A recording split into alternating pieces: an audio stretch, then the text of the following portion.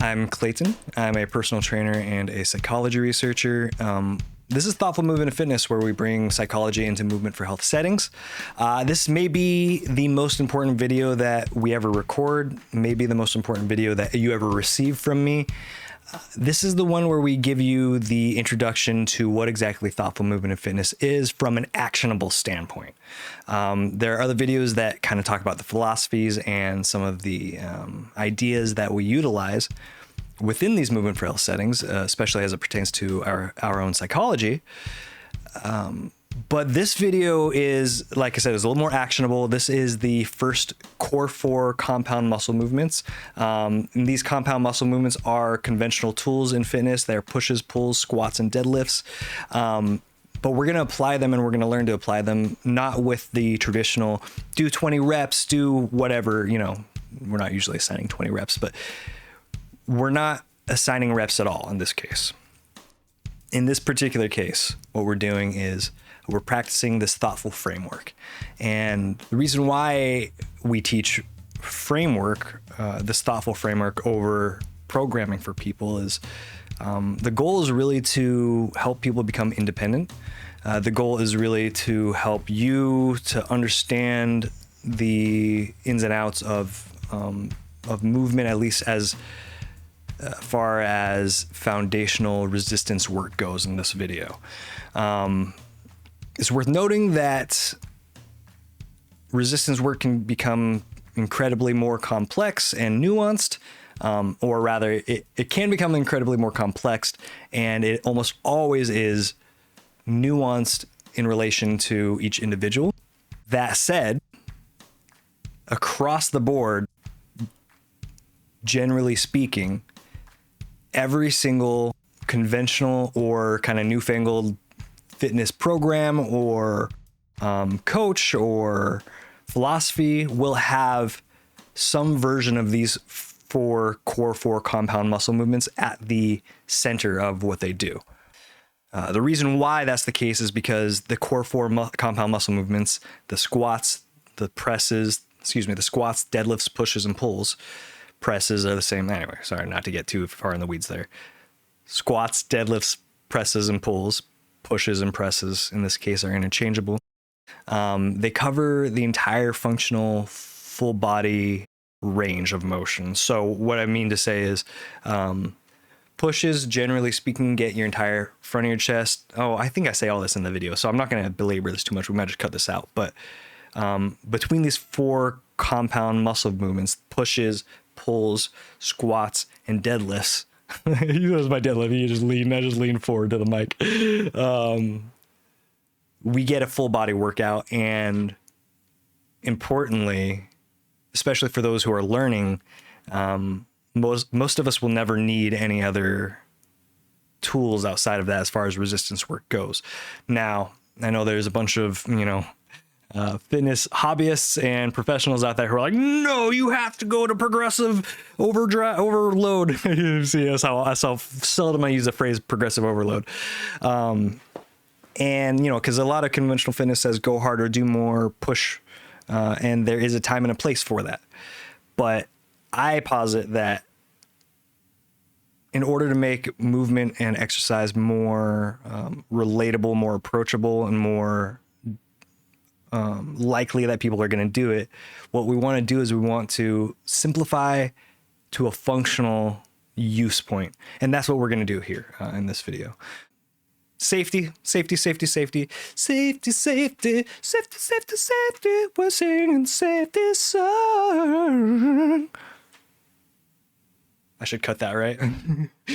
Seriously, if that helps you remember to be safe, that's great. Maybe I'll leave it in just to help. Okay, so before we start, I want to talk about safety. We practice safety above and beyond everything else. It's at the core of what we do. It's the core of the core 4. Stupid.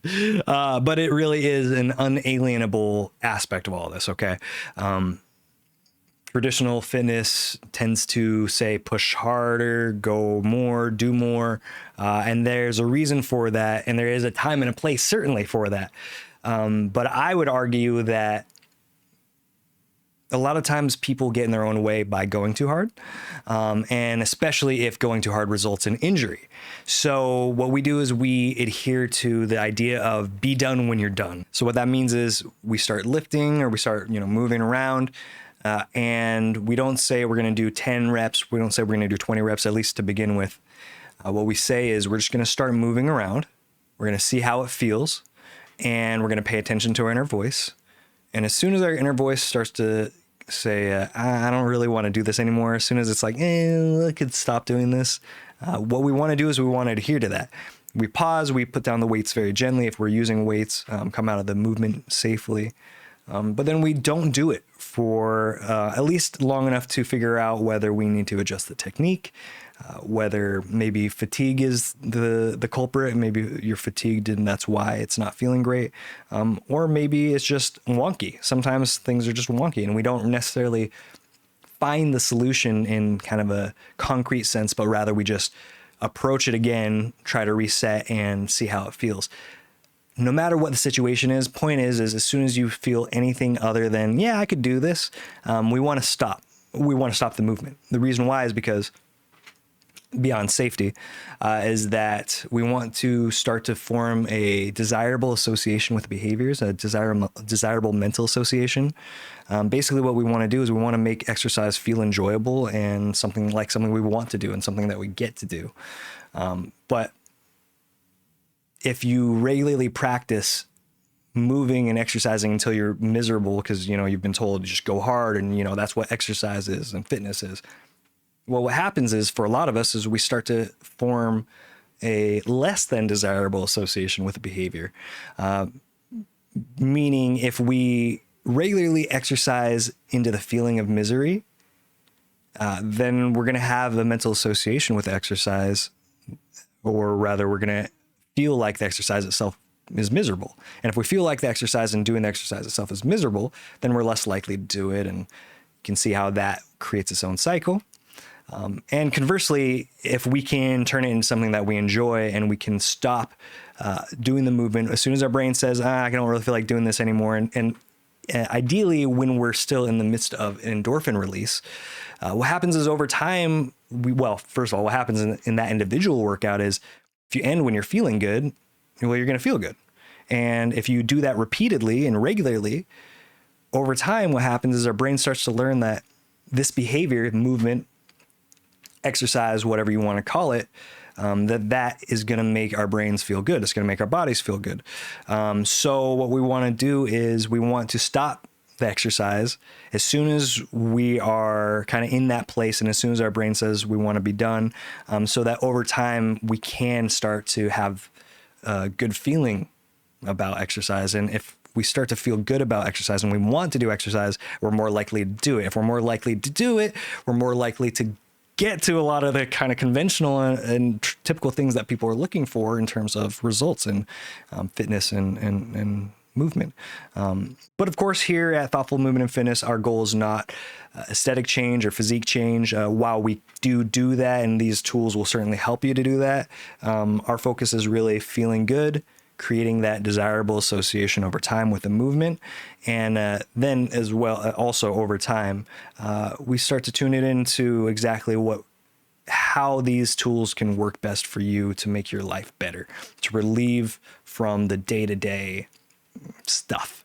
And that's especially true if you're somebody who is challenged by, depression, anxiety, any number of health conditions, both mental and physical, but especially those of us who are familiar with the depression, anxiety stuff. These tools can be really useful for relieving some of that symptomology. Okay, well, I talked too much already, so we're just going to go into the video, and I'm going to try to not talk too much, but I'll pause and we'll talk about it whenever things seem appropriate to do so. Welcome to Thoughtful Movement and Fitness. I'm Clayton. We are practicing psychology, or rather we're bringing psychology into movement for health settings. This is the first and most important video where we're going to talk about the core four compound muscle movements. That's pushes, pulls, squats, and deadlifts. With those core four muscle movements, we have a complete full body workout and the framework that you're going to use as the template for pretty much all workouts moving forward. Now, it's not to say that all workouts are going to be pushes, pulls, squats, and deadlifts, but for somebody who's working out, 3 times a week, pushes, pulls, squats, and deadlifts is really all you'll ever need. Okay, so there's a little bit of nuance to this statement. I wouldn't have somebody who is working out 3 to 4 days a week or let's say, I think I said 3 days a week. I wouldn't have somebody who's working out 3 days a week just do the core 4 with every workout. We would adjust it and make each one a little bit different, but that's more advanced. So for now, I don't want you to worry about that. Especially if you're learning, I want you to just start moving and then repeat. And obviously, if you do choose to use these tools a lot, just make sure that you're adhering again to what we just talked about in terms of if you feel anything wonky, if you feel any discomfort, that you're not pushing that, okay? And you're letting your body rest and recover. And for most people, that's all they'll ever need their entire lives. That's because pushes work primarily the front of your upper body, pulls work primarily the back of your upper body, squats work primarily the front of your lower body, and deadlifts work primarily the back of your lower body. So from a functional standpoint, we get all the 4 main ways that we move our body through the world. And I guarantee you there's at least 300 or 400 or 500. There's probably not many people watching this, but there's going to be a whole handful of people watching this who are like, yeah, I don't like working out because it feels bad. I'm here talking to you, and I'm talking to everybody too, because there's lots of people who exercise and just take it for granted, take it as granted that we need to be miserable, and we don't need to be miserable. We certainly do want to break a sweat, so to say, so to speak. I guess that's not even so to speak. That's just a straight, literally, we want to break a sweat, but not necessarily every single time. Again, we're not exercising into misery, and we're choosing to move in a way that feels good ultimately and starts to build the association in our brains that exercise is a desirable behavior that we want to do more often. And then from that point, a lot of the challenges that come with traditional fitness, you hear discipline and build habits and all that, it kind of takes care of itself. A lot of those challenging things, if we can just get to movement, do movement, feel good, repeat that, and it starts to create its own momentum, it starts to create its own habituation, and it's starting to create its own, its habits, you start to build habits, and inadvertently, over time, you end up building discipline. With that, I'm just going to go ahead and get into the movement. And if at any point you feel any kind of discomfort, take care of yourself, number one, and don't continue to do the movement unless, one, you've figured out how to make it not be wonky, or two, give it some time and you practice it and learn how to improve your form, okay? Again, reach out to me if you have any questions. Otherwise, we're going to go ahead and just get started with the movement. Okay. So I like to start with squats. The reason why I like to start with squats is because one, it's the most functional movement, and it's definitely the most kind of bang for buck functional movement that is out there, simply because part of being a human being is we need to lower ourselves down, whether that's lowering ourselves down to sit, whether it's to lower ourselves down to use the toilet, especially if you're talking about a non-Western toilet where, it might be a little lower to the ground. Now, I can't tell you how many times I brought up squats to people and as a first movement, and I've been told, oh, I can't do a squat. What I like to ask people is, can you sit on the toilet? Are you okay? And I got to ask at the right times and in the right, appropriate settings. But the point here is that if you are able to sit on the toilet, you're able to lower yourself down to the toilet, and you're able to get back up safely from the toilet. What that means is you're essentially doing a squat. Yes, it might be broken up by sitting down and resting in between, but those are all the movements, those are all the kinetics of doing a squat. So, to emphasize this point, I'm going to start with chair squats. This is a great starting point for anybody who is less confident in their ability to do this, anyone who's kind of learning about how to do these things. But the funny thing is too, it's still super applicable if you are a more advanced student, especially when you consider and start to apply time under tension under a longer period of time. So we'll talk more about what that means, and I'll show you guys here But importantly, time under tension is when the muscle's under tension. So if we can string repetitions together, we can build that time under tension, and it not only feels really good in terms of the endorphin release, but it's also a critical element of stuff like hypertrophy and strength building, stuff that we're not discussing in this video necessarily, but are the more typical schools of thought or pursuits that people will tend to come into this work looking for. Like I said, we're talking about how do we feel. If we feel good, we're going to do more. If we don't feel good, we're not going to do any more. And I want you guys to adhere to that, but do know that these tools are applicable well beyond what we're practicing here.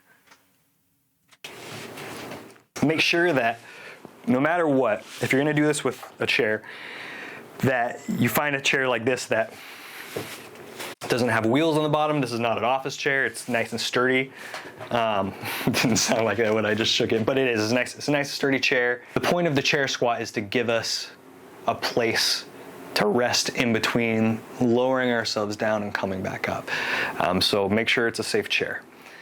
So you saw me before. I just lowered myself down, have my feet about shoulder width apart, right about my shoulders here.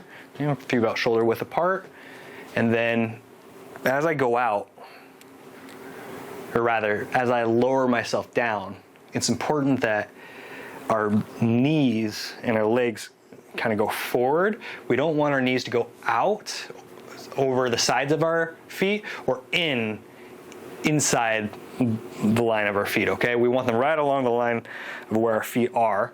Now, so that's a really important point. Our knees, there is some, movement kind of the side to side that I just showed you. As you can see, I can bring them in and out, but we don't want to consider, that's not a movement that we want to be purposefully doing. It's really a movement that's meant to keep us safe when we're moving in the more traditional ways.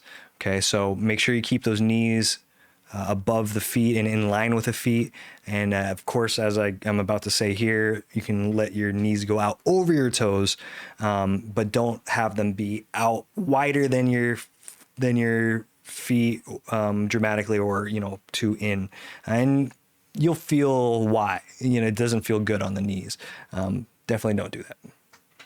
Now, it's also worth noting that it's totally fine for your knees to go over your toes in terms of in front of like that here. Knees over toes guy just opened up the world for so many of us, didn't he? You can see my feet are about shoulder width.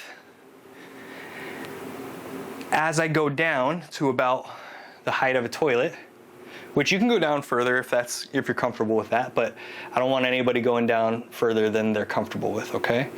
And then you don't need to go down that low. I'm showing what is possible, and that's my range of motion, and I want to show that I want to show how it looks when you're coming down with through your full range of motion with good form. But it's really important that you, as yourself and as an individual, choose a depth and a form, choose to use this form to a depth that is comfortable for your body. If you're not comfortable going all the way down to the height of a toilet, don't do that. Go down to where you're comfortable and then come back up. And then over time, and again, repetitions, you can play with that range of motion and challenge it just a little bit, and then just a little bit more, and rest. And then over time, like next time you do it, then you challenge it again. And then over time, our bodies will create those physiological adaptations that will allow us to get lower down. Maybe your goal is to get all the way down to a toilet. This is how you would approach that. Yeah. Back up. It's important that those knees stay in line with your feet. Okay, now it's okay if you have, your feet duck billed out a little bit more. Just make sure your knees, make sure it's comfortable for your body too. As you can see, I'm doing small adjustments here. But you can see it's fine too to have your feet and legs duck billed out more. It's actually nice for the hips. it is a slightly different positioning.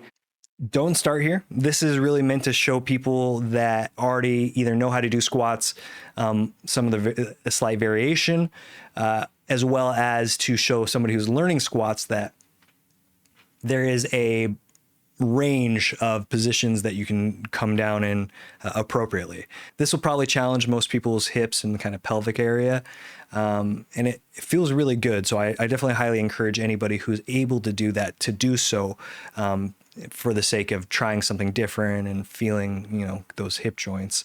But definitely don't duckbill your feet out like that so dramatically and your knees out like that so dramatically if you're learning, okay? Take your time. That feels really good. But more importantly, again, our knees are staying in line with our feet and our hips. So the kinetic chain in this instance is hips, knees, ankles. You want to keep those in line, okay? So I don't want to see anybody out here with this, with this kind of wonkiness with their knees out, or this kind of wonkiness with their knees in.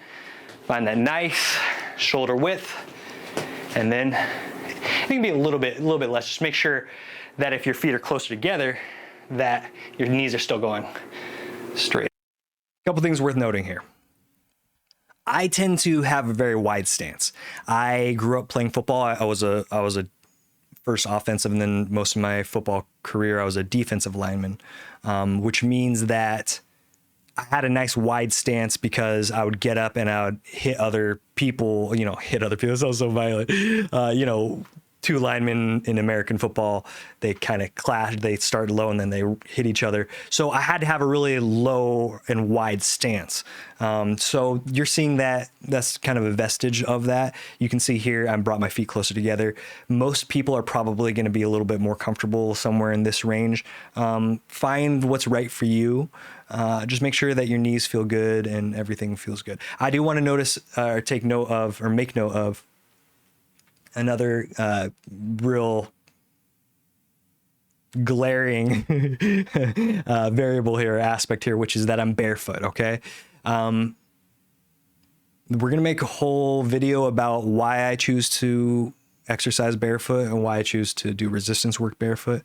The short answer is that for me and my body, it works better to have the proprioception, the feeling coming from your feet, and be able to make minute adjustments rather than to have shoes on my feet and not to be able to feel the ground. Now, this is okay and appropriate because I'm exercising in my own space. Nobody else exercises on this, so I'm not sharing foot juices. This sounds so gross. I'm not sharing, it's sanitary, right? I'm not sharing with people. I keep this clean. I will say, however, that it's a real quick way to stub your toe and maybe even break your toe on a weight or something. So if you do choose to practice barefoot, make sure you're always being really safe with the weights. Never put any weights down on your feet. Make sure you put the weights off to the side of the room instead of just leaving them in the middle of the room. So you make sure you don't stub your toe and break your toe or whatever it is, if you decide that that's right for you. Again, there's no right or wrong way there's no right or wrong answer to whether you should be wearing footwear. Well, actually, I take that back. It's context sensitive, right? Wear shoes at the gym. Done and done. Wear shoes at the gym. If you're sharing feet or, if you're in a place that's public, wear your shoes. But if you want to practice a more fine-tuned way of connecting with the ground, especially insofar as resistance work goes, I do encourage anybody who's interested to give this a try. Again, protect your feet. Make sure that you don't have any hazards lying around. Make sure if you're lifting with weights that you're putting them off to the side so you don't stub your toe. And here's the other thing. If you do choose, like me, to do barefoot stuff, you probably will stub your toe at some point. It's kind of nature of the beast. It's hopefully a lesson that we only have to learn once. So take all that with a grain of salt that's appropriate and make sure that you're taking care of yourself and you're being safe and that, you know, feeling good includes not stubbing your toe because you're exercising barefoot. Okay. It is worth noting also, and we'll talk about this in the later video, but I'm such a fan of being functional barefoot that the shoes I wear are all barefoot minimalist shoes as well. Again, I'm not necessarily saying that you should do that. Each individual has their own needs and their own benefits or lack thereof for changing shoes and what shoes you do choose. I'm a fan of allowing our bodies, our feet, and our legs to create the physiological adaptations that come along with having our feet bare on the ground or close to. But again, another video, another day. Out, okay? You notice I'm gonna go all the way down just to show it. You can see over here, okay? And then on the next one, we're gonna go back to the chair here, okay? Okay, so chair squat, again, feet shoulder width. Make sure that chair is nice and safe. I always touch the chair behind me because I want to make sure it's there. I don't ever want to just sit down, right? Don't sit when there's no chair. Yeah. But make sure that chair's there. You're in a good position. You're not too far away from it. Then you lower yourself down just like you're going down the toilet. You notice I put my arms out for balance. I like putting my arms out for balance. Sit down. And then as you come back up, if you rest in the seat, you gotta shift forward a little bit and then push the ground down, or our bodies up rather. Okay? Again, lower yourself down to the seat. If you're learning or if you're building strength, make sure you rest. And then you come back, shift your weight forward a little bit, and then push your feet down, okay? So I'm gonna give you guys a different angle here, just so you can see. You can probably see in the mirror, but I wanna make sure that we get a nice kind of side angle here. Okay, now watch my butt. No, sorry. No, but watch, it'll look like my butt touches, but on this one, I'm gonna stop short, okay? Of touching, or well, rather, my butt might touch, but I'm not gonna put my weight down on the chair. So if you practice chair squats already and you know, you did fine with sitting your butt down onto the chair and then getting yourself back up, or if you already know that you can do that because that's what you do on the toilet every morning, this is the next step, okay? We're lowering ourselves down just to the point where we're almost putting our weight on the bench or the seat, and then we're pausing for just a second, not a literal second necessarily, take a moment, and then you come back up. There's rhyme and reason to that. I'm not going to get into all that right now. But again, if one of those is very easy for you, string a few of them together and do that without resting, or rather without taking a full rest. And you'll see that it starts to get hard over time. And that's the case even if you're somebody who does, you know, lift weights and all that stuff. The reason why I don't want to put my weight down on the chair is because I'm trying to increase the challenge. In this particular case, you know, you want to move on to this if you try that, you know, the first version of the chair squat where you're sitting and then it's, you know, it's too easy. So I'm sitting here, and if that's too easy for you, then this is the next step, right? So to go down, my butt's touching a little bit, but my weight is not on the chair. And then again, I push the ground out from my feet. But notice, it's a very natural sitting position. So natural that if I stay in it, you can see, same position, right? I'm gonna put it back. Don't do that. Really, don't do that. It was dumb and silly. I was having fun. Stand up, go grab the chair, put the chair down, use the chair. I thought I was being slick. I wasn't. Yourself, I was so sorry. There we go, a little sweaty from that. But again, the point being, I don't know what I said there. Even the subtitle is gobbledygook.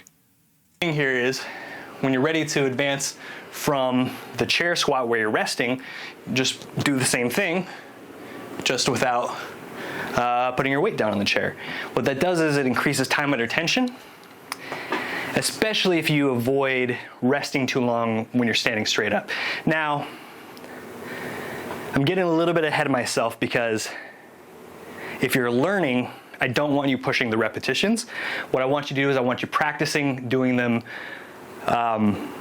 well. This, okay? Whether you're learning or whether you're an old vet of this work, I want you practicing really, really good form. It's not always going to be perfect form, but that's why we practice repetitiously, so that we have the opportunity in numbers to kind of get a muscle memory type thing going on with that, a little bit of habituation. Now, it's worth noting that muscle memory is not a thing. Muscle memory is a phrase that we use to describe memory, but it's still as useful in this kind of setting. But anyway, I feel like I had to say that because there's going to be a bunch of cognitive scientists out there who are like, yeah, I know, blah, blah, blah. I guess since I'm a cognitive scientist now, I should probably adhere to the cognitive scientists, right? With good form, with control, and with intention. And once you've got the good control, form, intention, which comes with an appropriate amount of tension on the muscles. Sorry. Once you've gone, He thinks it's cute. Sorry. through this process and increased your time under tension, where you know that you're able to do this movement without, and always face forward, right? Keep your neck straight. If you're able to do this movement without resting on the chair, then we'll remove the chair, okay? Do a couple from both angles for you guys. So same thing here. Again, my arms out for balance. You can do whatever you want with your arms, but I like my arms out. Okay, so if the straight chair squat, sitting down on the chair and getting back up is step one. Step two is lowering yourself down almost to sitting on the chair, but without actually relieving the tension and standing back up. Then removing the chair is step three. Balance. I also grew up playing. Again, don't feel like you need to go down this low. I'm doing this because that's my range of motion, and I'm also, modeling it for viewers. So go down to the depth that you're comfortable at. Football, so I was a lineman, so it's also kind of just an old habit. But it's a great way to balance. And notice, however I'm using my arms, I'm staying in control. I'm not going hella fast, right? Going nice and slow and controlled. And after you string a few of these together, you're gonna be more than feeling it. And if you are somebody who's more advanced, string more of them together. Just make sure that you're not resting at the top or too long at the bottom, so that your time under tension stays, the tension stays applied to the muscles throughout the movements, okay? The idea again being that we're just gonna get tired faster, work through the energy quicker, and it's good form, okay? So that said, my bet is that you've all seen someone at the gym practicing squats explosively. So that's gonna be like, now you can do this, but no, if you're practicing this explosive squat, your main physiological adaptation, the main advantage you're gonna get from practicing with that speed and explosiveness is the ability to move explosively. That's this upward motion, right? Now, that's a different goal than what we're working on now. If you want to work on explosiveness, you want to practice explosiveness. If you want to work on control and general strength and muscular endurance, well, you want to train for those things. So in this case, slow and controlled is the way to go. And you'll notice too, as I'm doing this, as I'm modeling it for you guys, I'm showing you guys different depths that you can go to. I only want you going down to where you're comfortable. So a lot of us, that's just gonna be, you'll literally just be going down a little bit like this, and that's great, okay? I'm showing a full range of motion because this video, needs to be, it needs to be applicable for a broader variety of people, but also just because that's how I practice it. I like to practice my full range of motion most of the time. there's some times where we don't necessarily need to, but especially if you're training for like hypertrophy or training to gain muscle, you don't always necessarily need to go full range of motion. But for our work and for what we're practicing here, which is much more functional and much more kind of day-to-day life based, I do want you guys practicing full range of motion, mostly because out in the world, you may find use for that full range of motion. There's also another piece to this that I don't think I mentioned in the video. We don't primarily, as trainers, as providers, we don't teach static stretching in the same way that we used to. So if you grew up in the 90s and probably early 2000s, we would have you doing standing stretches where you're still and you're doing this. The typical one that everyone kind of knows is trying to touch your toes when you're standing, right? It's a hamstring stretch. Well, these days, what we teach is active stretching. It's just more effective. The idea basically being that if we have good form and we're going through a full range of motion, we're going to get a better stretch in the muscles from the muscles that are moving that full range of motion than we would if we were standing still and just stretching that in one place. There's a lot of different aspects to this, and we'll probably do a deeper dive on this later, but know that if you've come to this video and you're like, where's all the stretching? There it is. The stretching is in the resistance work itself. Now, it's also worth mentioning that if you're going to utilize active stretching and you're going to utilize squats, deadlifts, pushes, and pulls in order to get active stretching, that we always want to start or we always want to return to the starting point before we finish, or rather, there's a better way to say it. We just want to make sure we go through that full range of motion so that you get the full range of motion active stretch as well. Probably the best way to say that.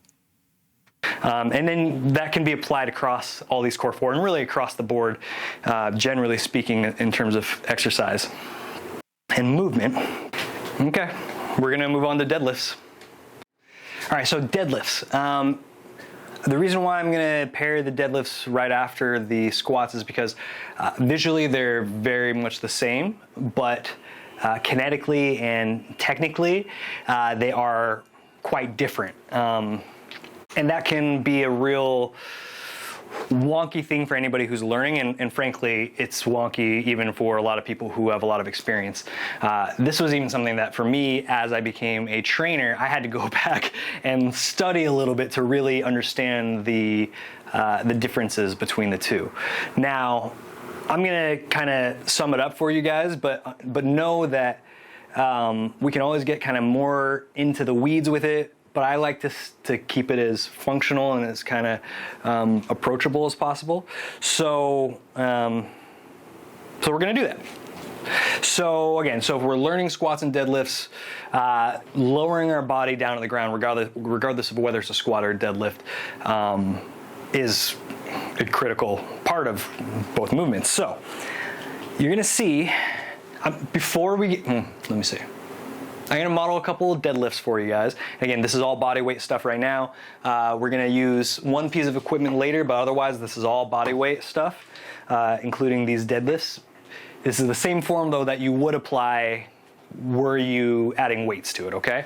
So I'm gonna start from a low point. Now most people are gonna start from standing. I'm gonna start from a low point to illustrate the difference between a squat and a deadlift. So I'm gonna lower myself down. Now this is really more of a squat, lowering myself down the way I just chose to do it. And I'm gonna squat coming back up. Again, if you're squatting, you're pushing down through the ground and pushing our body up, right? Regardless of what movements we're doing, we wanna make sure that our core is engaged. We wanna make sure that we have a nice flat back, and that's how we do it, by engaging our core. It feels kind of like flexing the tummy, but you want to make sure that you're stabilizing the muscles all around, not just in the front. It's worth mentioning that regardless of what movements you're doing, whether they're pushes, pulls, squats, or deadlifts, and well beyond that, we're always engaging our core in order to maintain a flat back. You can see that I'm doing that here.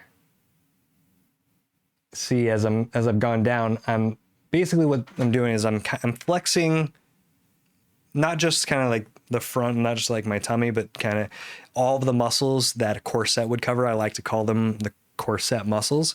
So if you imagine wrapping yourself in a corset, those are the muscles that we want to stabilize in order to maintain that flat back. And notice, even though we're going down and there's a tendency to round the back in this particular case, whether squats or deadlifts, you can see that I've got a nice flat back and nice angles going on, okay? And that booty, sorry, I'm done. But no, the way that you get this nice flat back is by engaging the cores, engaging those corset muscles. And I'll try to make sure that I get that in there again, and I may or may not bring it up in the actual instructional, but do make sure that regardless of what you're doing, that you're always practicing it with a engaged core, so that you have a nice flat back, okay? Unless you're doing an exercise that doesn't use a flat back, in which case you probably are well beyond this video anyway. Yeah, if you're watching this video, you should probably have a flat back. Have a flat back. There's nuance to that statement, especially as people get into more advanced athletics and more advanced resistance training, but that's neither here nor there for this. If you're learning, engage your core, keep that nice flat back. If you notice that you're doing wonky stuff with your back, you're kind of, doing rounding it or coming back up or whatever, especially if you notice that you feel sore in your lower back, whether it's tired or, more sore than that, don't continue to do that. You want to have a nice engaged core, nice flat back, so that you can do these movements safely. Like we were just doing, okay? Now, if I'm doing a deadlift, what I'm gonna do is from that same point, from that low point, instead of pushing down through the ground and pushing my body up, what I'm gonna do is I'm gonna lift my butt. And then after I've lifted my butt, I'm gonna hinge at the hips to come up. Now notice my core is engaged. My back is nice and flat. I've got a slight curve, a slight little swoop in my lumbar here. And as I go through it, again, starting from this low point, for the deadlift, we lift the butt, and then we hinge at the hip to come up, okay? Again, just to show you guys, make sure I did it good. Lift the butt, and then come, hinge at the hip to go. We should do it again without saying it. Okay, from the low point, we lift our butt, and then hinge at the hip to come up, okay? You'll notice that my feet were pretty wide for that. Your feet don't need to be. Again, about shoulder width is the appropriate distance. A little bit outside the shoulders, a little bit inside the shoulders, both are fine, and actually probably good practice to do. But make sure that you're not so wide that it feels wonky or you feel like your knees are not supported, right? If you're feeling like it's a little not stable or it feels like it's a little wonky in your knees, bring your feet a little closer together, bring them parallel, and then you can do the same thing, lift that butt, and then come up, okay? The parallel feet is not necessarily the critical part there. It may be if you have wonkiness in your knee because your feet are not parallel or because they are askew in some way. The important piece here is, how does your knee feel? If there's any kind of discomfort whatsoever, don't be doing it. And if it feels good and it feels fine, that's probably a good sign. And then now notice I'm doing the same thing as I come down. I'm coming down, I'm hinging at the hips, and then lowering my butt, okay? Now this is a conventional deadlift, a conventional body weight deadlift, a conventional body weight deadlift.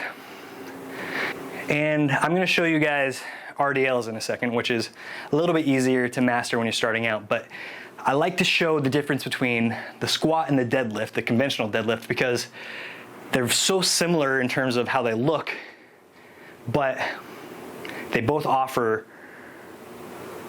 some of the best physiological adaptation value of any exercise, especially considering that everything we do in the world, or most things we do in the world, are all connected through our lower body. We're walking around on our feet, it's attached to our lower body. Our lower body is our point of contact for the world.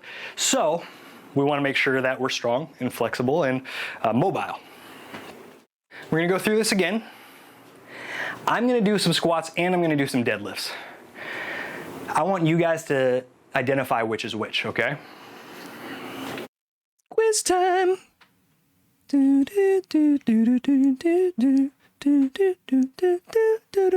Sorry, I'm done. Okay, you tell me which one is which, okay?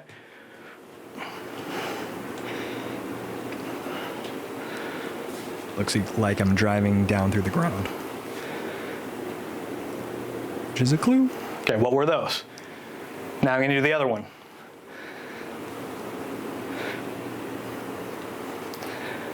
I'm hinging at the hip. Which one is that? Notice my core is engaged no matter which one I'm doing. My core is engaged, my back is nice and flat, right? Okay, can you tell which one was which? Good job. I think good job. I don't know, I didn't really hear you. This is a video, by the way.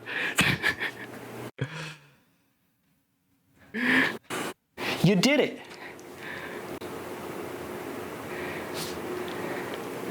Okay. Good job.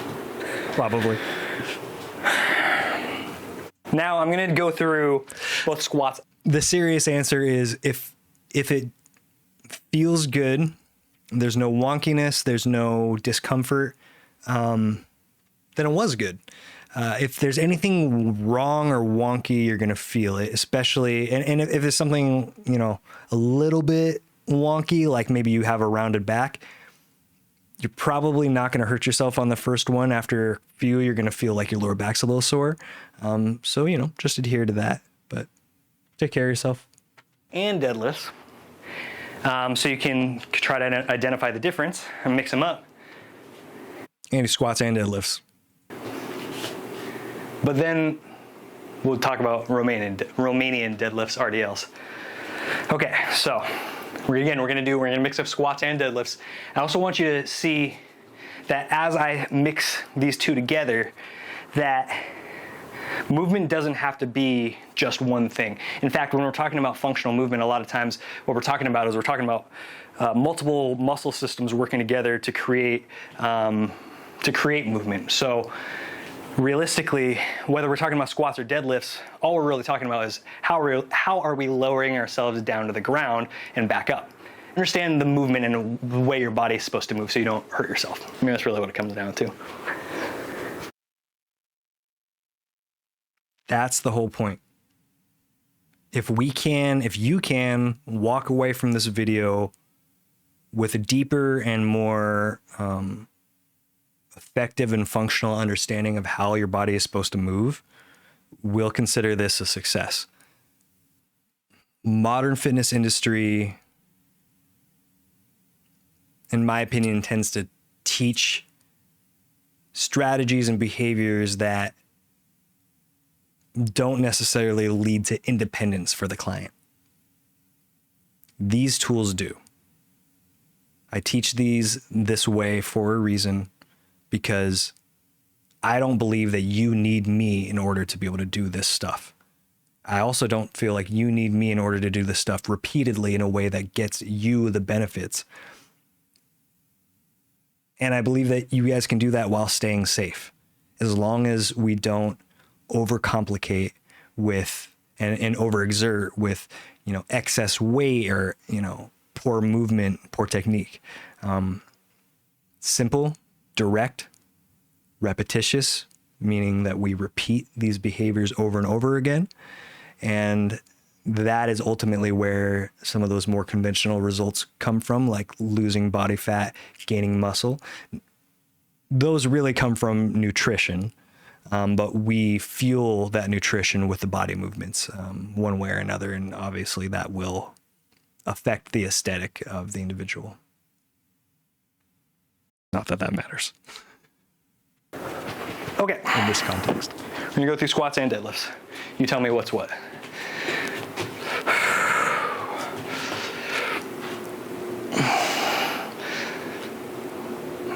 I say that one was a little fast, so I'm gonna slow it down.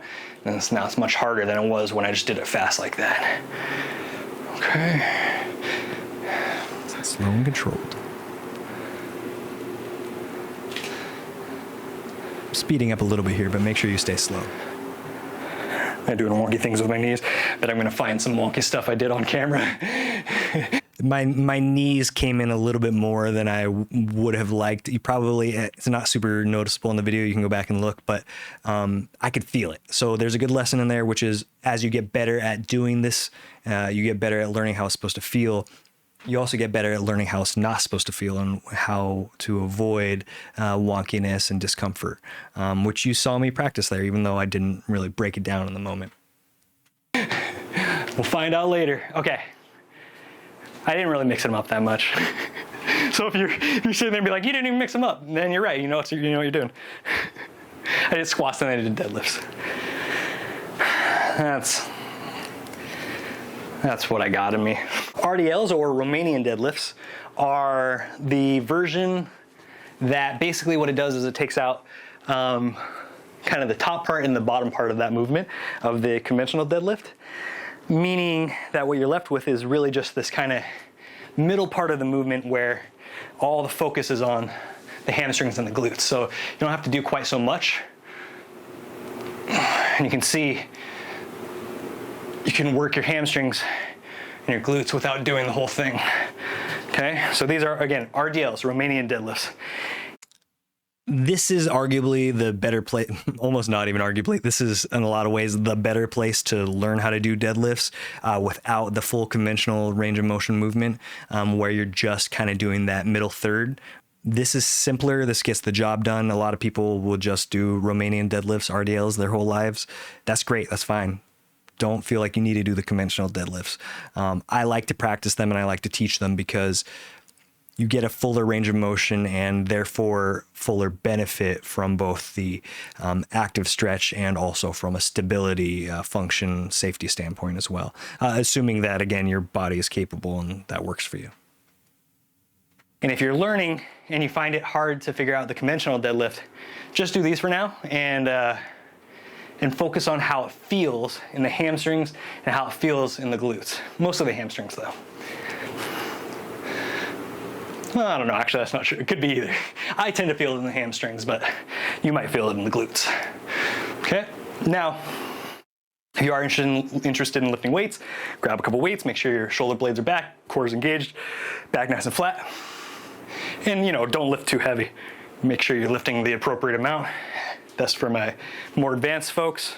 If you're learning, don't worry about weight yet, okay? Okay, we're gonna move on. Our next movement is the push. Now, you guys are all familiar with this as push-ups, chest press. I guess that's mostly what that is, but we're doing the same things. It's the same movements as a push-up is, but we're gonna give you guys a couple different versions so that anybody can do them and anybody can make use of them. Again, same thing here, it's gonna be all body weight, but you're gonna see that I'm gonna give you a range of body weight movements with slightly different tweaks on them in order to give you guys options. Now, what we practice primarily with this is we do a wall push-up, okay? You're gonna see me practice it on the chair because it's better for my filming here, but know that what I want you guys doing is I want you doing this on the wall where you're nice and safe and controlled, and obviously make sure it's a nice solid wall, make sure somewhere where you're gonna be comfortable. Don't hit your face. That's important. Don't hit your face. So note here. It's real. It's about this. I do it almost every time I model it on video. I mean, I don't smash my face, but almost every time careful. Same idea as with the other movements. Our hands are about shoulder width. In this case, they're a little bit outside my shoulders because that's where my kind of arms and hands naturally come. And again, push, it's just push, right? So it's just this movement. Same thing as you'd be doing on a bench press or a push-up, but we're doing it on the wall. And the way that we create some resistance is first get into a nice solid position and we walk our feet back just to the point where we're comfortable, where we have a nice little bit of an angle, and then we use the wall to lower ourselves down, keeping our core engaged, our back nice and flat. So I've got all of the muscles that a core set would cover, they're all engaged, which is what we were talking about when we're saying core engagement. It's kind of like flexing the tummy, but you want to do it all the way around your torso. And if you've got a nice flat back, you're probably okay. Now notice, I've got my arms nice out and wide, nice out and wide. You can bring them in closer together too and bring your elbows closer to the sides. Either one is fine. They do work the muscles slightly differently. So it's actually one of those things that there is some advantage to mixing it up. But while you're learning, choose one, choose what feels better to you, and stick with that for now. Okay, so the video didn't show it super well. The difference that I'm talking about here is, with these push-ups, is the difference between having your, let's try to move over. The difference between having your hands out, sorry, I can't get it all in the video. The difference between having your hands out like this on the wall, which is a more kind of traditional stance, versus this where your elbows are close to your sides. Oops, excuse me. I would argue that this with your elbows closer to your sides is a little bit more functional, and it definitely feels kinetically better, you know, in the sense that going out here can put a lot of strain on the shoulder joints, especially if you're not used to practicing that way. So both are useful, both are important to practice, because, you know, you want to be able to have force production from both positions. That said, don't stress too much about it. Do the one that feels better to you. Build strength and ability with that stance, hand positioning over time. And then you can play with changing your the distance that they're at, or, you know, how you're lowering yourself down. You can always play with that stuff from the beginning. There's not a whole lot of risk. I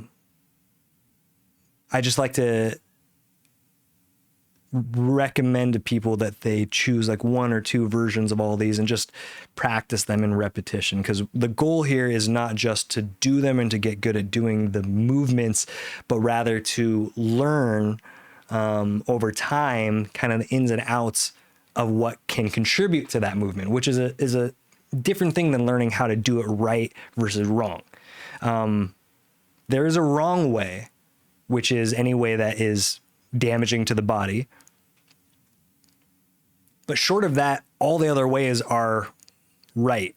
You know, contextually speaking, or, you know, it's context specific, right? And relative to each individual. Yeah. Now, to show it better, I'm going to give you guys the same movement, but it's going to be with the same chair I was using. Now, it's worth mentioning that the chair is not the most ideal setup to do this, particularly because the chair itself can move, right? This is a nice solid chair, so make sure that likewise, if you're using a chair, that you do choose one that's nice solid, no wheels again, just like we were talking about. And in this particular case, it's not really wide enough for me to get that same wide hand stance.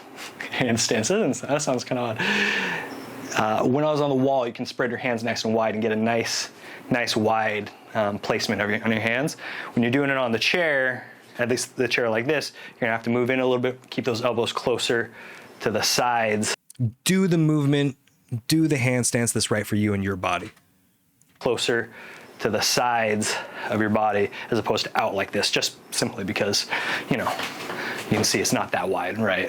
So, but for the sake of this video and to make the point, I'm going to use the chair again.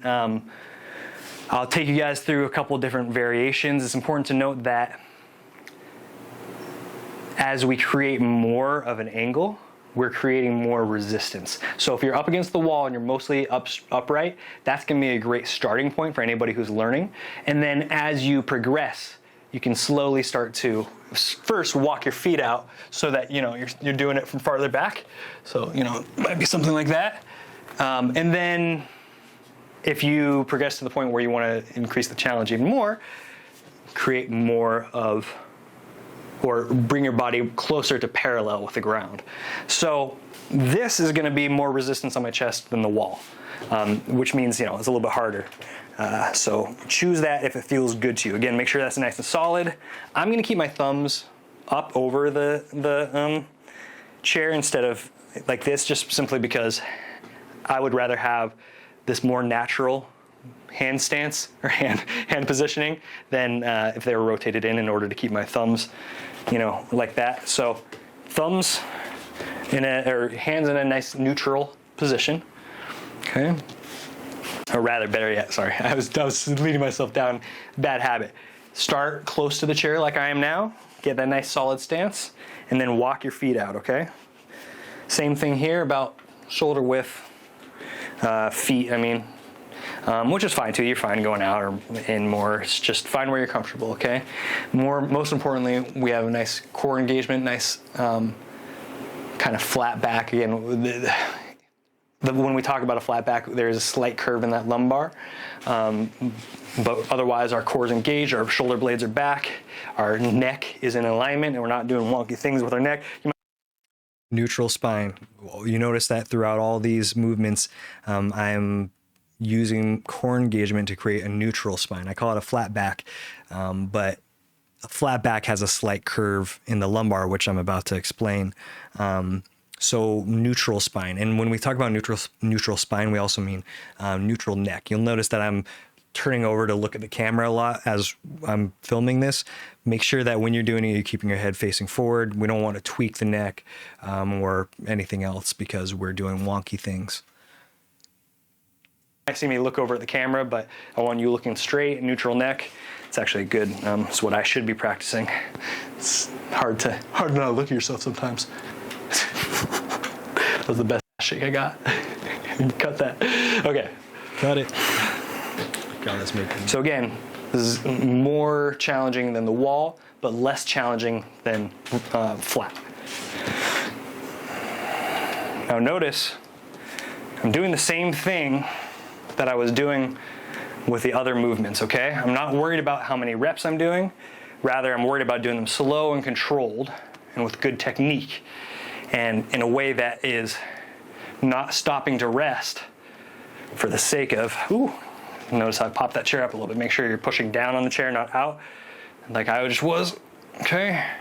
Then you can make it more challenging if you want, but nice and slow and controlled. Oop, that was a little too far, it was a little too high. You saw it looked a little wonky. Make sure you can support yourself, obviously, the way that I just, stepped out a little too far back. Step back in if you need to, right?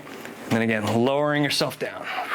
Pushing down on the chair, not pushing out, so as to help with the stability, okay? Notice too that sometimes I'm doing it with my toes or my heels up, sometimes I'm doing it with my heels down. Both are okay. Do what works for you. If you want more of a challenge, move flatter to the ground. See, am I blocking the mirror? Yeah, I am. It's all right, whatever. Okay. Same thing here. Notice. Put my hands down first, and I got nice and stable. Then I walked my feet out. Safety. Make sure you engage your core, get that nice flat back, and then same thing here. The tendency here may be to kind of dip your body down as you're going low or arch it up as you're going up. Try to limit that, especially as you're learning. I mean, try to limit that as you're learning. And if you're more advanced, you should probably have eliminated that for the most part. But also don't beat yourself up. It's super normal and requires some time to build the strength and the physiological adaptations to be able to keep your body flat throughout, a set or whatever. Don't be too hard on yourself, but also, as always, be very safe. All the way down and all the way back up, or at least to what is comfortable for you. If you can only go here to here, that's great. Over time, you can learn to go down further. That's a genuine statement too. That's not a placation. That's not me saying, oh, it's okay. Like, if you can only do a short range of motion, yeah, obviously, like, it'd be great if we could get you a fuller range of motion, or like it'd be great for you to feel that. But there's nothing wrong with having a short range of motion. In fact, the only way to go from having a short range of motion to a longer range of motion, or a shorter range of motion to a greater range of motion, is by challenging your existing range of motion where you're at and where it's at. So ironically, coincidentally, this is the only way that this is the only journey that anybody has when they start talking about building strength and robustness. Some people will hit it really hard and injure themselves or feel miserable about it. And that's what we're trying to avoid. We want it to feel good. We want it to feel healthy, and we want it to feel effective. Make sure you engage your core, get that nice flat back, and then same thing here. All the way down and all the way back up, or at least to what is comfortable for you. If you can only go here to here, that's great. Over time, you can learn to go down further and get that 4 range of motion. Okay, so you'll notice on that last one, I shifted my positioning a little bit. I kind of shifted forward a little bit. All that's fine. Find where you're comfortable and what feels good to you. Generally speaking, if it feels good to your body, you're in good shape. If you ever feel a tweak or something feels like it's, kind of hurting in the shoulder joint or the wrist or the elbow or anywhere, make sure that you're stopping and you're resting, and you're not going to that you don't continue to do the movement if you're feeling bad in any way about it or from it. So with time and repetition and learning, you will learn how to keep your core engaged in a way that makes all these movements safe, effective, and functional. But expect that when you're learning that you're going to do some wonky stuff. You're going to be, you might have an arch, you might be arched in. The important thing is that we're building towards stability and strength and good form. So if you find yourself doing any kind of wonky stuff, that's more of a deadlift. But if you find yourself doing something wonky be careful, this will hurt your back, right? So that looks like something else. But again, the idea here is that's not what we're doing. What we're doing is nice flat body, nice controlled core, and then lowering yourself down and back up. And then we're doing this until we're tired, but not till we're miserable. Whenever we get that voice in our head that says, I don't really feel like doing this anymore, we stop doing it, okay? Make sure you stick to that. All right, so you guys have seen we have various angles that we're at. When we are at a greater angle and we're more straight up like I was on the wall, you're going to have relatively less resistance on your chest and your body generally than will be the case when you create more of an angle. And that's just because as we get flatter, that puts more of our body weight onto our chest. And so it increases that resistance. So if you are intimidated by a flat push-up, start on some wall push-ups.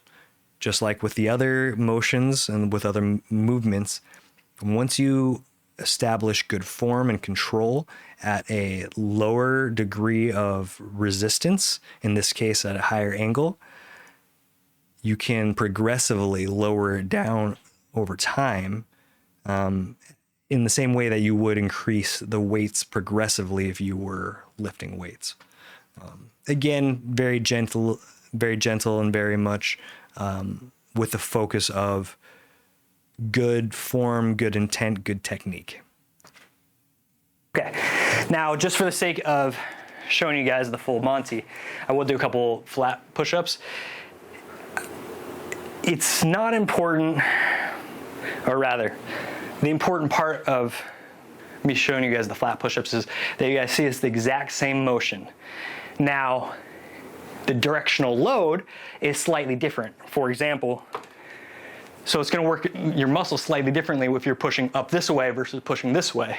But as we're learning, it doesn't really matter, because if you can figure out as you're learning how to do one of them with good form, you're going to be able to figure out how to do the other ones with good form, because they're the same exact thing, just slightly different angles.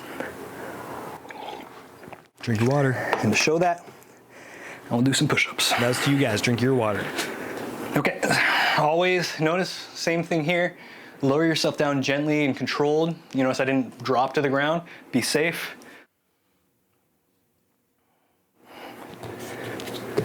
Same thing, I walked myself out, you see that? Actually, we're gonna walk myself out a little bit more. Oh, okay, I'm gonna show you two different versions, okay? So one is gonna be from my knees, that's gonna be a little less difficult, and then I'm gonna go completely flat. Despite what angle I'm at and how much resistance is on my chest, it's all the same thing, basically. Now you'll see from the knees, same thing here, we engage that core, back nice and flat, and lower ourselves down, okay? Now, if you wanna do it from the feet, I would suggest starting from the low point. It's a little easier. Actually, it really just depends on what you're comfortable with. Okay, same exact thing as the wall, as on the chair, at the different angles, and from my knees. The only difference is from my knees, you're not engaging anything below the knee. And then, you know, as you pop up on your toes, you're engaging all the muscles below the knee, including the ankles and feet and all that stuff. So, it's not that one isn't superior, or sorry, that one isn't more effective than the other. The flat push-up, especially any of the push-ups where our body's engaged, you know, head to toe, is generally going to be a more effective exercise. I didn't say that quite right. The most effective exercise is the one that fits you and it works for you. Despite what angle I'm at and how much resistance is on my chest, it's all the same thing, basically. Now you'll see from the knees, same thing here, we engage that core, back nice and flat, and lower ourselves down, okay? Now, if you wanna do it from the feet, I would suggest starting from the low point. It's a little easier.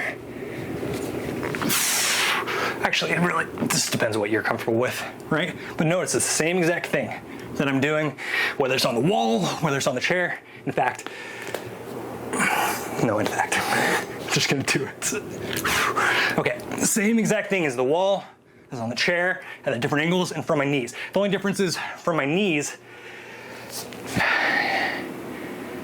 you're not engaging anything below the knee. And then, you know, as you pop up on your toes, you're engaging all the muscles below the knee, including the ankles and feet and all that stuff. So, it's not that one isn't superior, or sorry, that one isn't more effective than the other. The flat push-up, especially any of the push-ups where our body's engaged, you know, head to toe, is generally going to be a more effective exercise. But if we're learning and you need to learn how to do it and you can't do it from your feet already, that makes the one from the knee is better for you. The point here is that from a progressive learning standpoint, the one that is most effective is the one that allows you to perform most effectively. If you're struggling to do them flat and from the feet, go down to the knees. And if you want to make it a little bit more challenging, go up on the feet. And then, you know, if you want to practice doing it from the feet eventually, that's a natural next, like, build your strength from the knees, and then over time and with repetition, your body will create the physiological adaptations that allow you to do the one from the feet or do the more advanced one, you know, regardless, or whatever groups of exercises you're doing, because they all, regardless of which ones we're talking about, they all have this range of application and range of how hard or how easy you can make it. I think that covers pushes, so let's take another break. Okay, so we've reached the point in the video where we do need one piece of equipment. Now there are certainly ways to do this with kind of day-to-day items, but this is the one where body weight kind of, unless you have a pull-up bar and you can do pull-ups, body weight doesn't really get the job done. So we're gonna, again, in the interest of instructing for primarily learners, this is your best friend, okay? Now this is a resistance band. Most of you guys have seen these before. You might not have seen braided ones like this. It's just like kind of a slightly nicer version, but you've certainly seen resistance bands. These are real cheap on well worth their money, especially there's a door anchor that I have. You put it into the door and along the hinge. There's a kind of a ball on the other side of this that keeps it anchored in. And what that does is it creates nice resistance from that point. Okay? Now, the reason why we need the resistance band in this case is because while we could practice pulls from a standing position with, say, dumbbells, and this is how I would do them and how I do them. Here, you can see it from this angle as well. See, it's a doo-doo. We get into that deadlift position, grab the weights, and then we do this action. And you can do this with a bench as well. But I don't like starting there because, especially with the standing version, it requires a mastery of the deadlift/squat lower body form. Upper body form too. So if you know how to do that and you're practiced with it and you're confident that you can keep your core engaged and your back nice and flat, feel free to practice that with dumbbells. Again, feet about shoulder width, get into that nice deadlift position. And then you can, from there, keep that back nice and flat again, right?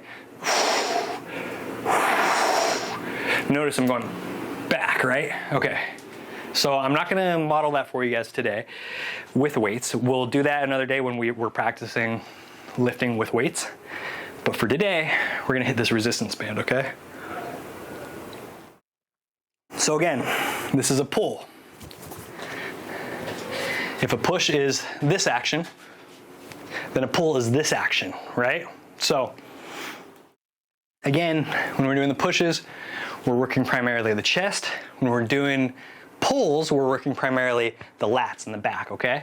Now, there's a little bit of nuance to that because as we're doing pushes, we're also working our triceps, and as we're doing pulls, we're also working our biceps. So we're doing pulls, that works the bicep. We're doing pushes, that works that tricep. So there is nuance to that, but in terms of, especially as a learner, I want you guys just thinking about it as the core four, right? Pushes for upper body front, pulls for the back of your upper body, squats for the front of your lower body, and deadlifts for the back of your lower body. So again, we're doing pulls now, and we're doing it with this resistance band. Same concepts apply as we've talked about in other situations. Get a nice grip on the bands themselves, and then you're gonna wanna slowly walk out your feet until, notice that they're not loose anymore, right? They're taut. And, it helps. You notice that I'm kind of letting it happen naturally. I've found that that's a nice way to get the right distance there, but they should be taut from the starting point here. Same thing, feet are about shoulder width apart, and then you can do it with your palms facing down, facing each other. You can even do it palms facing up. They're all okay. They're all slightly different. Find what works for you if you're learning, and go ahead and just practice that. But most importantly, as we've talked about with everything else, we're engaging our core so that our backs are nice and flat, our core is engaged. We don't want to be out like this, and we don't want to be back like this. Nice neutral spine, neutral neck, feet about shoulder width, slight bend in the knee, just like we've been practicing with everything else. I like to get myself a little lower just so I get a nice kind of grip on the ground, and then pull. Now, I found myself in a pretty good spot here, but a lot of times I start, I'm a little too forward and a little too close or a little too far away. If you're a little too close, you're gonna feel it's a little too loose and it's not doing stuff at a certain point. And if you're too far away, you're gonna pull in, and you're gonna pull your body in because it's too much resistance. So find a nice spot where you're nice and comfortable. And again, just like everything else, we're doing minute adjustments throughout to find where it feels good. So I feel good here. And then I'm gonna go a little bit closer. No, I was right. Okay, now notice, same thing as everything else. I'm slow, I'm controlled, and I'm basically moving just my back. I'm engaged elsewhere, but my back is the primary mover of this. And it's important to note that your lats are the primary mover, not your lower back. Your lower back is stabilized here. You notice I'm not going back and forth, and make sure that you don't go back and forth. You want to hold that core engagement. That's where that core engagement really comes in handy, that tummy flex, so that you don't utilize your lower back as a main agonist for this movement, or a main mover for this movement. It's meant to stabilize, primarily a stabilizer. There's nuance to that, but for especially learners, keep your back flat. Be safe. When we're talking about working the back, we're not talking about working the lumbar area, or we don't want to be doing this action, okay? We get that already. We work that already if we're doing good form. Our glutes, not our lower back, but mostly our glutes and our hamstrings. If we're doing our deadlifts effectively, okay? So see how that strengthens that area in the right way, or in a more solid, structured way, as opposed to if you're doing this, your back's not really meant to. It's meant to do that to some degree, but it's not meant to be a primary agonist in kind of your day-to-day movements. So it's important that when we're engaging our core, our back's nice and flat. We're staying still, except for the places that are moving, obviously, except for the pull itself. Okay? So again, it's okay if your palms are facing up, two facing each other, facing down, but keep them consistent and do it with intention, just so that so you're practicing one way. And then if you want to try it again in other ways and other sets, do that. Other instances where you lift it, or other instances where you do the movement. Okay, so again,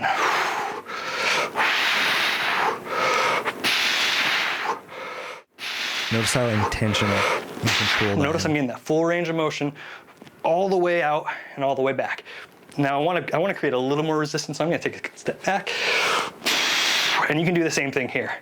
If you want to make it harder, take a little extra step back. If you want to make it easier, take a little step forward. Just make sure that if you make it easier, you're not doing it to where you're not doing anything here where it's getting loose like that. If it's loose like that, you're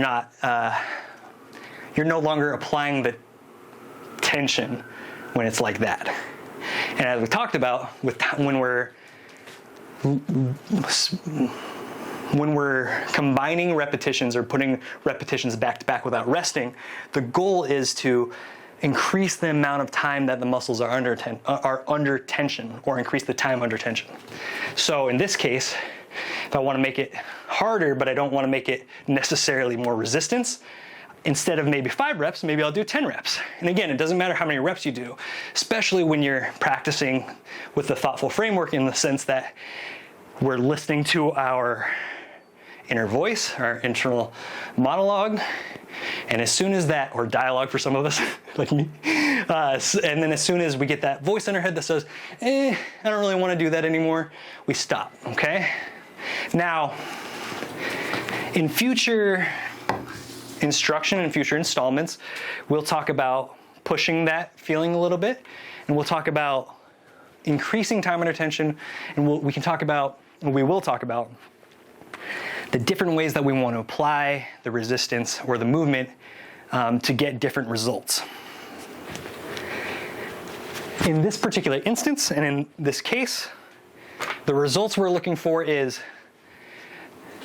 first of all, learning how to move safely and healthfully, and then starting to learn this thoughtful framework in which we're practicing moving until our brain says, or our brain or our body, however we experience it, we move until we feel like we don't want to anymore. And then when we feel like we don't want to anymore, we stop moving. And again, the whole point of doing this is because we're trying to build long-term sustainability over time and habituation. We're trying to build habits over time. And the most effective, in my opinion, way to do that is to make exercise enjoyable, to make movement enjoyable, to make it functional, and to make it useful. This is a much more thoughtful, effective, and effective approach, especially when we're talking about long-term sustainability and gearing ourselves up to utilize these tools to create relief, mental clarity, the feel goods, the good feels, the endorphin release. We want to be able to generate good feelings and good thoughts associated with movement. Because if we start to build good feelings and good thoughts in association with the movements, then the movements themselves become more enjoyable, more approachable, and easier to sustain and continue to practice long term. Most of us who've practiced conventional fitness know what it's like to hit a wall. Conventional fitness not only expects us to hit the walls and go through them, but it expects us to keep pushing, go harder, do more, all for the sake, generally speaking, of an improved physique. And I'm going to take that a step further and say, I don't think that the improved physique is actually what people are after. Don't get me wrong. Obviously, we all would love to have a great physique. That's most of us would feel that way. Most of us. But the reality is very few of us are ever going to look the way that people look in magazines and on TV, and that's generally speaking the standard that we see that as human beings, and we see people, Hugh Jackman with his shirt off or whatever, and we're like, that's what health is. That's not what health is. That's not what fitness is. Fitness is about how well do you fit into your particular life. Are you able to move around? Are you able to perform the activities and the duties that you need to be able to perform? And are you able to do that in a sustainable way where you can continue to do those things long term? Now, I'm talking about general life things, but obviously the same thing applies to the movement itself. And if we can figure out how to practice the movement in a way that engages our excess of daily energy in a way that allows us to kind of neutralize that excess energy that we carry around as human beings, it also just makes our day easier and better. And now I think that tends to be triple-fold or more if you're someone like myself who tends to run anxious or sad or depressed or whatever it might be for you. One of the things that I really love about this work and why I do it is, one, just because this is how my brain works. I like it. It feels good to my brain, and it's a critical tool for me being a functional and effective human being. But I would say even more important than that is it gives me the ability to connect with other people and share these tools that have been so helpful for me to get me out of bed, to get me moving, to get me across the street and to work or wherever I needed to go. As somebody who struggles, or rather has a history of being challenged by his mental health and physical health, both, it's not an exaggeration to say that these tools are the tools that I use these are the tools I use for life. And regardless of whether you're coming in because you want to change your physique, or if you're coming in because you want to be able to walk down to the mailbox, to me, it's all the same. What you want to be able to do is, what we all want to do is, we want to be able to be functional. We want to be able to do the things that we want to do, whether it's put on muscle or walk down to the mailbox. We want to use this framework to build on function and use and value, because to me, it doesn't make a lot of sense to put on a bunch of muscle or lose a bunch of body fat unless it makes a difference in my life. And I've experienced, my own firsthand experience is, you can change your physique, but that doesn't necessarily mean that you're going to change the cognitions. If we're doing all this work and we're doing a bunch of physical work, we're on eating a certain way so that we get leaner and we get stronger. I personally have been in the position where I look in the mirror and I'm much more in line with what I want to see. I got the abs or whatever, but I've been in that position where I'm looking at myself and visually it is what I want, but emotionally it's no different from when I was very different physically, when I had more body weight, when I had less muscle. And my experience is that if we don't change the cognitions, then they're gonna still be there even after all the physiological change has occurred.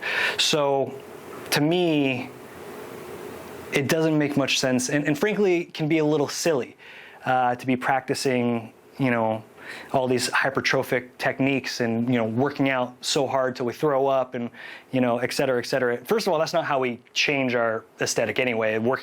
Primarily we change our physique and our aesthetic with nutrition, and then obviously we would use the resistance work to build muscle. And the point here is that people often have a misunderstanding of how these tools should be applied, and that's exacerbated by so many people in this industry who because of their bottom line, they want you to get those physiological results, because if somebody can help you, if a trainer can help you change your physique, you're going to look at that and say, "Ooh, I did what I came here to do," even if you're still feeling bad inside. Now, let me be clear. You got to go to therapy or talk to an MFT or somebody to really kind of unlock that kind of internal good feel in terms of, we're talking, this is not therapy. This is the point, right? This is not therapy. Even though I have a master's in psychological science, it's not a master's in any kind of counseling, and that's not what we do. We want to use some of these tools in order to manage the symptoms, that we can go address some of the root issues with, your therapist or, your doctor, okay? The goal here is we're creating function and value beyond the physique change, and we're creating function and value beyond kind of the conventional ideas of what value fitness holds. I have personally used this material for a couple decades. I started, over 20 years ago now, yeah. And it's been a process learning what was the appropriate tools to use, but since becoming a trainer and becoming educated myself, this is most of what I practice. I do other things too, but probably 80% of everything I ever do in terms of resistance work is some combination of these core 4 muscle movements, and they should be for you as well. And frankly, again, as I said at the top of the video, any program or any framework worth their salt or worth the money that you're going to pay for them is going to have some version of these core 4, or at least movements that harken back to the same kinetics, and that's for a really simple reason, which is these pushes, pulls, squats, and deadlifts. I did them backwards, but pushes, pulls, squats, and deadlifts, they're functional. They move us through the world. They are the things that, if you need to, push somebody away from you, or, you can bring someone in for a hug, or, sit down on the toilet, like we said, or the one I like for the deadlift is taking out the trash or picking up a laundry basket, right? Like, imagine that laundry basket. It's gonna be so much better if you're not bending that back, right? So, why are we doing this? We're doing this to feel good. We're doing this to feel good. We're doing this to create strength and robustness. We're doing this to create mental clarity. We're doing this to create understanding and intention in our movements. And if all you get from this video is, I can kind of do a squat because I have a chair here and I already know how to sit down from the toilet and get back up, that's fantastic. Take that, utilize that.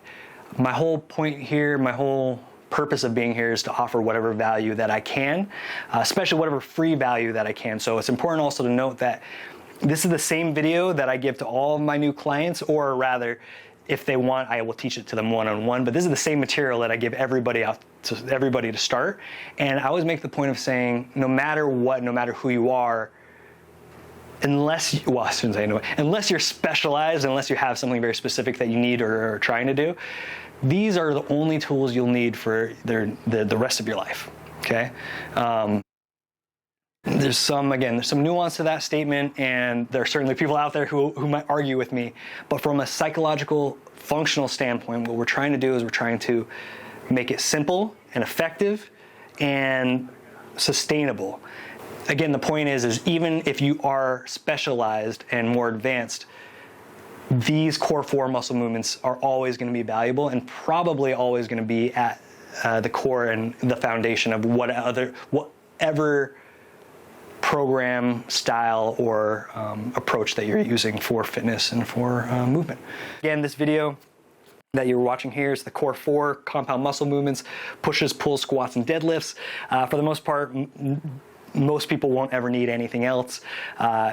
Work these pushes, pulls, squats, and deadlifts, learn how to do them safe and effectively, and then with time we will build on that and learn how we can specialize them or manipulate them in order to get results that we're looking for, whether that might be, muscle or losing body fat or whatever. I mean, we're not really gonna do this for anyway. That's another day. That's another day. We got different things for different purposes, but for now, the main purpose is learning how to do it, learn how to do it safely, learn how to do it controlled, learn how to apply that time under tension, and learn how to burn out some of your energy and you're on your way to doing it in the thoughtful style. So, yeah. Thanks for being here. Stay tuned for the other videos with the combination of this Core 4 video, the cardiovascular video, the nutrition video, and the psychology concepts video. Everybody has access to the full understanding, or rather the full material that should lead to the understanding of what exactly thoughtful movement and fitness is. It's not proprietary. It's a lowercase t. When used as not the description of my, title of my business. And there's a reason for that. It's because I don't own any of this. It's something that we all have access to. And in my opinion, we should all be utilizing. Because if we're not thinking about our movement, and we're not thinking about how it affects our brains, and we're not thinking about how our brains will in turn affect our movement and our results, I think we're leaving a lot on the table. And I think that's particularly true for anybody who finds themselves to be challenged by modern fitness standards and ideals.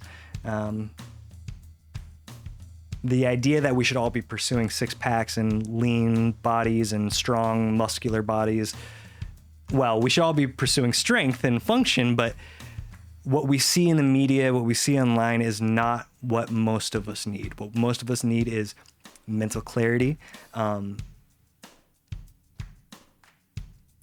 focus, discipline, habits.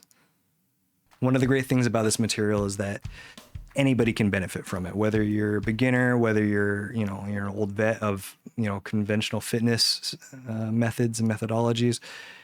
There's something to be gained here, especially when we start considering how creating associations in our mind will affect our long-term results and consequences for the movement that we do. So stick around, come back. There's gonna be lots more, and yeah, appreciate it. Party on, bros. This is gonna be my sign off now. It's party on, bros.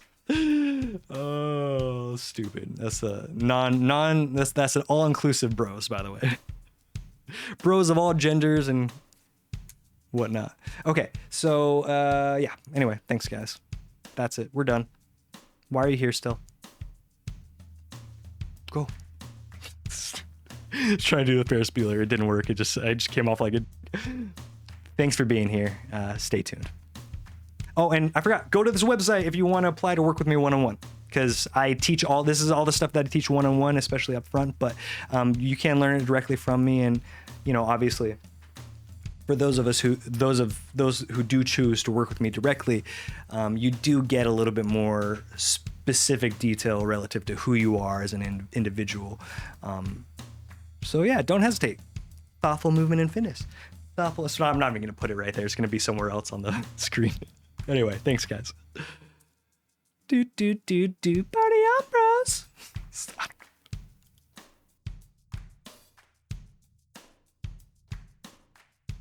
Technique that needs to be adjusted, or maybe it's fatigue, or maybe it's just some kind of wonkiness. Ooh, got a little nice background there. Looks like indoor, doesn't it? Probably actually is indoor. Probably is the redwoods in California. Looks like it, doesn't it? I don't know. Somebody can tell me, probably. I digress.